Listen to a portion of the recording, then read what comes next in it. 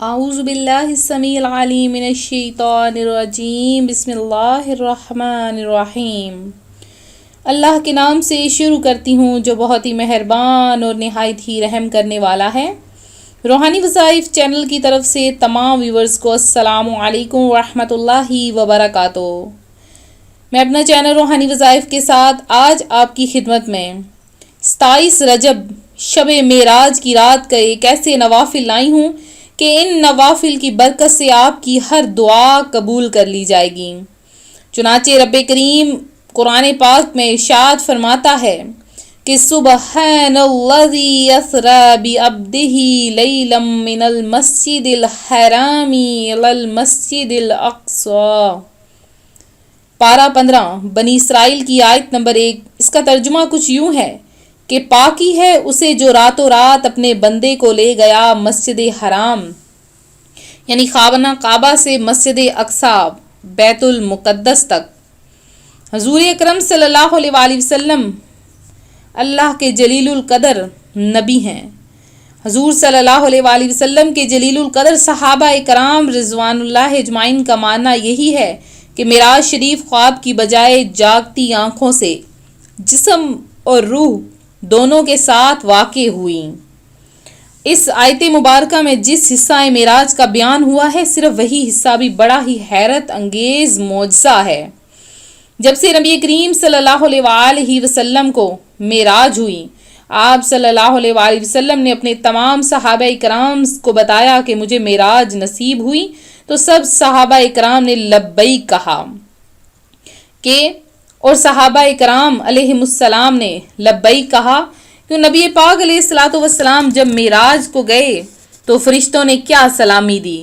فرشتے کہتے ہیں ہے آج فلک روشن روشن ہے، تارے بھی جگمگ جگمگ، محبوب خدا کے آتے ہیں، محبوب خدا کے آتے ہیں، ہے خوب فضا مہکی مہکی، چلتی ہے ہوا ٹھنڈی ٹھنڈی، ہر سمت سما ہے نورانی، معراج کو دلہا جاتے ہیں۔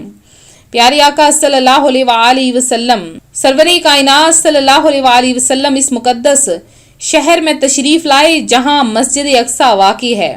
شہر میں آپ علیہ السلام اس کے باب یمانی سے داخل ہونے پھر مسجد کی جانب چلے۔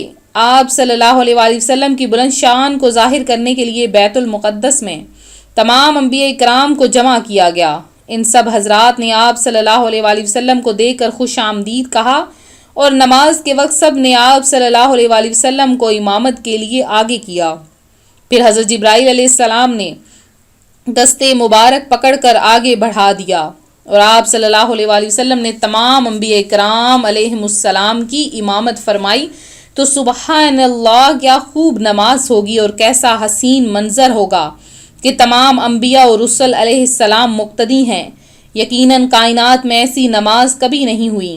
کیسا نرالا انداز تھا کہ اذان دینے والے سید الملائکہ حضرت جبرائیل امین علیہم السلام تھے اور نماز پڑھنے والے انبیاء علیہم السلام اور نماز پڑھانے والے سید الانبیاء صلی اللہ علیہ وآلہ وسلم تھے۔ فلک نے ایسا نظارہ کبھی نہیں دیکھا۔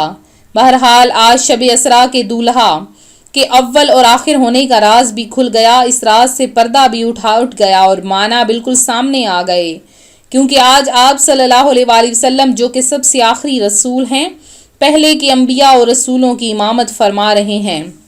اس راز کو بیان کرتے ہوئے اعلیٰ حضرت امام اہل سنت رحمۃ اللہ علیہ فرماتے ہیں کہ نماز اقصی میں تھا یہی سر عیاں ہمانا اول و آخر، کہ دست بستہ ہیں پیچھے حاضر جو سلطنت آگے کر گئے تھے۔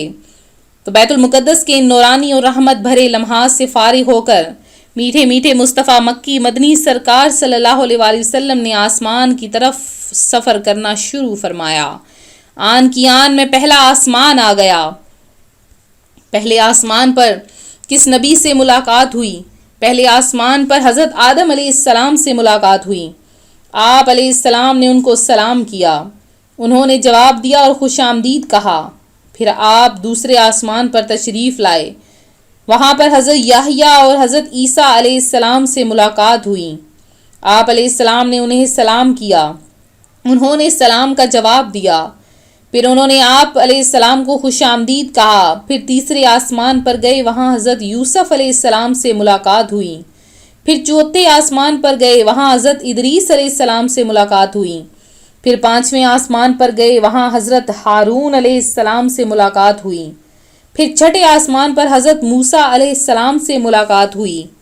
پھر ساتویں آسمان پر حضرت ابراہیم علیہ السلام سے ملاقات ہوئی.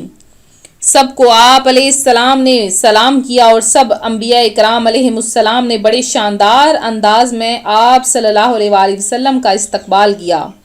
آسمانوں کی سیر کے بعد نبی کریم صلی اللہ علیہ وآلہ وسلم نے بیداری کی حالت میں سر کی آنکھوں سے اپنے پیارے رب کا دیدار کیا کہ پردہ تھا نہ کوئی حجاب، زماں تھا نہ کوئی مکان، فرشتہ تھا نہ کوئی انسان، اور بے واسطہ کلام کا شرف بھی حاصل کیا. یاد رہے کہ ساری کائنات کی ساری نعمتوں میں سب سے بڑی نعمت سر کی آنکھوں سے بیداری کی حالت میں اللہ پاک کا دیدار کرنا ہے. لیکن اللہ پاک نے کبھی بھی کسی نبی کو سر کی آنکھوں سے حالت بیداری میں اپنا دیدار عطا نہیں فرمایا. اور یہ سوال تو حضرت موسیٰ علیہ السلام کے مبارک لبوں پر بھی آ گیا اور بارگاہ الہی میں عرض کی کہ ربی آرینی، اے رب مجھے اپنا دیدار دکھا. رب نے ارشاد فرمایا لن ترانی، تو مجھے ہرگز نہ دیکھ سکے گا. مگر جب باری آئی پیارے آقا صلی اللہ علیہ وآلہ وسلم کی تو آپ نے اللہ تبارک و تعالی نے آپ صلی اللہ علیہ وآلہ وسلم کو اپنا دیدار عطا فرمایا کہ تبارک الذی، شان تیری تجھی کو زیبا ہے بے نیازی. کہیں تو وہ جوش لن ترانی، کہیں تقاضے وصال کے تھے. تو آقا کریم صلی اللہ علیہ وآلہ وسلم نے اللہ تبارک و تعالی کا دیدار فرمایا اور اس کے بعد آپ نے جہنم کا ملاحظہ بھی فرمایا، جنت کی سیر بھی کی اور اللہ تبارک و تعالی کی نعمتیں بھی دیکھیں. تو آج جو میں آپ کے لیے وظیفہ لائی ہوں وہ بھی شب معراج کا وظیفہ ہے. جیسے ہی شب معراج کا چاند نظر آئے آپ لوگ یہ عمل کر لیں، یہ نوافل پڑھ لیں. ان نوافل کی برکت یہ ہوگی کہ اللہ تبارک و تعالیٰ کی ذات آپ کو ہر چیز عطا فرما دے گی جس کی آپ خواہش رکھتے ہیں. بالکل آسان سے اور چھوٹے سے نوافل ہیں. شب معراج کے کوئی لمبے چوڑے نوافل نہیں ہیں. بس جو کوئی رجب کی ایک رات میں یہ عمل کر لیتا ہے اللہ تبارک و تعالیٰ کی ذات اس کو ہر وہ چیز عطا فرما دیتی ہے جس کی وہ خواہش رکھتا ہے سوائے گناہ کی دعا کے. تو جو کوئی بھی کسی قسم کی گناہ کی دعا نہیں کرنی بلکہ اچھی چیزوں کی دعا کرنی ہے، اپنے لیے، اپنے ملک کے لیے، اپنے گھر والوں کے لیے، اپنے اہل خانہ کے لیے، تمام آفتوں بیماریوں سے پناہ مانگنی ہے اللہ تعالیٰ کی اور دعائیں مانگنی ہے ان تمام روحانی وظائف کے ویور، سبسکرائبر اور ہمارے لیے. تو یہ آپ نے عمل ضرور کرنا ہے. کیسے آپ نے یہ عمل کرنا ہے کہ رجب کی ایک رات آتی ہے کہ اس میں نیک عمل کرنے والوں کو 100 برس کی نیکیوں کا ثواب دیا جاتا ہے، اور وہ رجب کی 27ویں شب یعنی 27ویں رات ہے.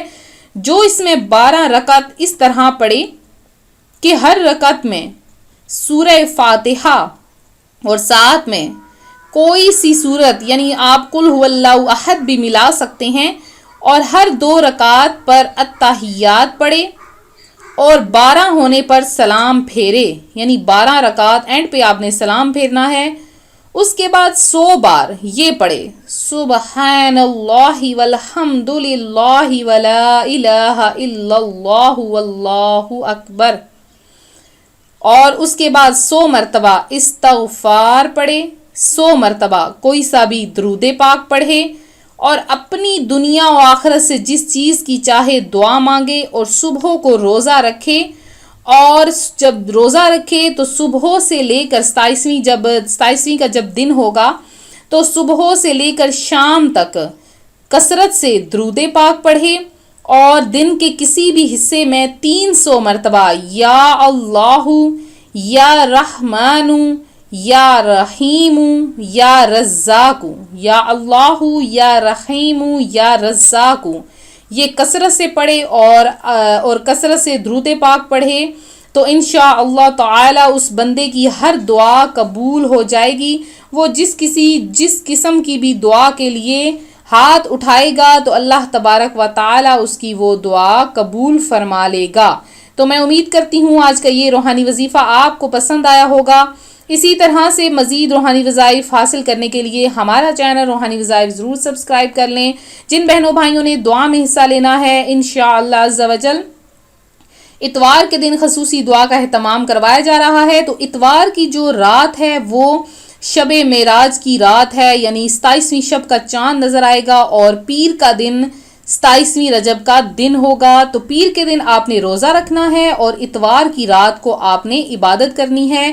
یہ بات آپ لوگ خود بھی ذہن نشین کر لیں اور باقیوں کو بھی بتا دیں۔ تو میں امید کرتی ہوں یہ روحانی وظیفہ پسند آیا ہوگا۔ مزید روحانی وظائف حاصل کرنے کے لیے ہمارا چینل روحانی وظائف کو ضرور سبسکرائب کریں۔